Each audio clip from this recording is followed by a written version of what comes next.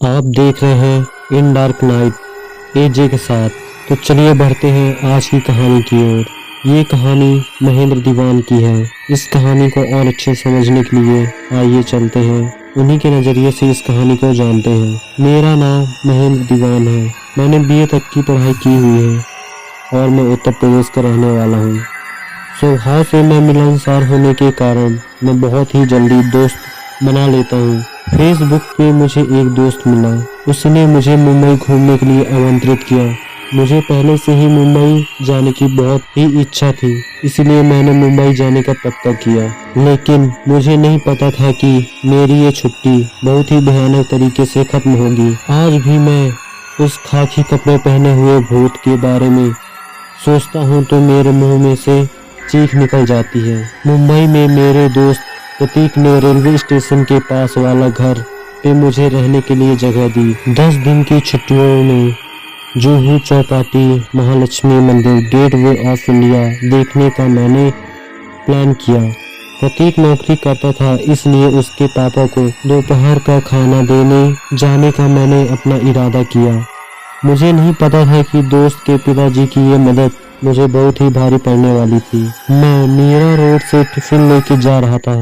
अचानक मेरी नजर दाईं और खाकी कलर के कपड़े पहने हुए एक आदमी पे पड़ी। मुझे लगा कि वो एक रेलवे का कर्मचारी होगा।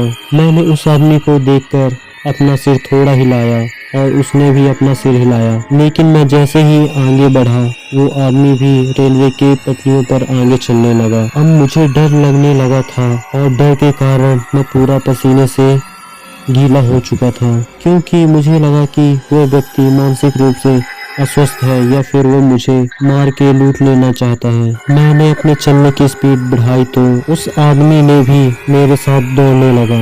दौड़ते दौड़ते अचानक उसने एक हाथ पर पत्थर उठाया और दूसरे हाथ में पहले से ही एक लकड़ी थी। जब वो पत्थर लेने के लिए नीचे झुका तब उसकी पीठ मेरी ओर हुई तो मैंने देखा कि उसकी पीठ पे मांस के टुकड़े लटक रहे हैं और खून की धार बह रही थी। तब मुझे एहसास हुआ कि मेरा सामना आज मेरी मौत से हो चुका है।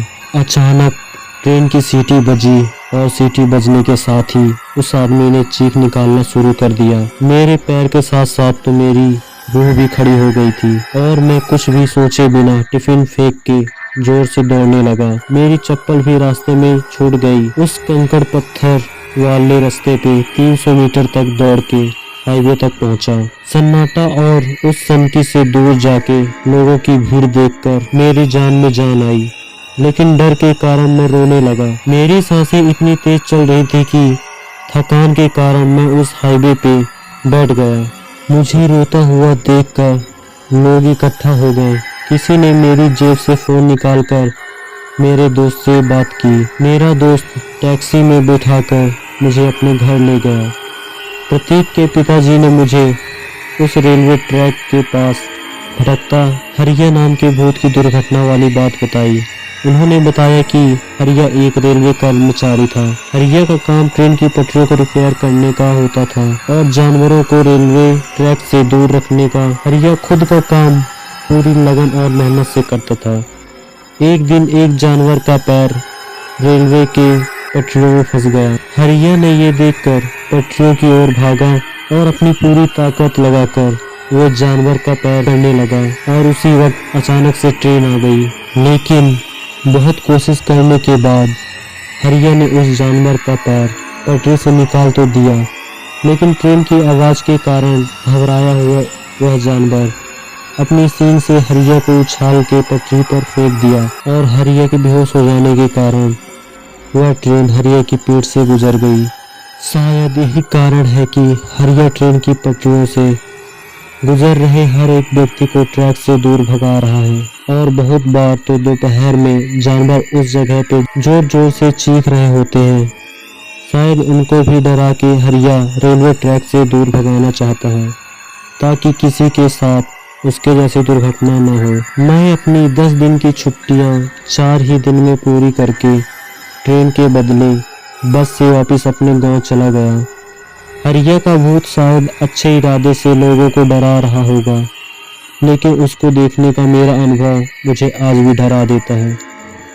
दोस्तों, आपको ये कहानी कैसी लगी प्लीज़ हमें कमेंट करके ज़रूर बताएं। हमारी और भी ऐसी कहानी सुनने के लिए हमारे चैनल को सब्सक्राइब करें। जल्द ही मिलते हैं एक और सच्ची घटना से रूबरू कराने के लिए। तब तक के लिए goodbye and take care.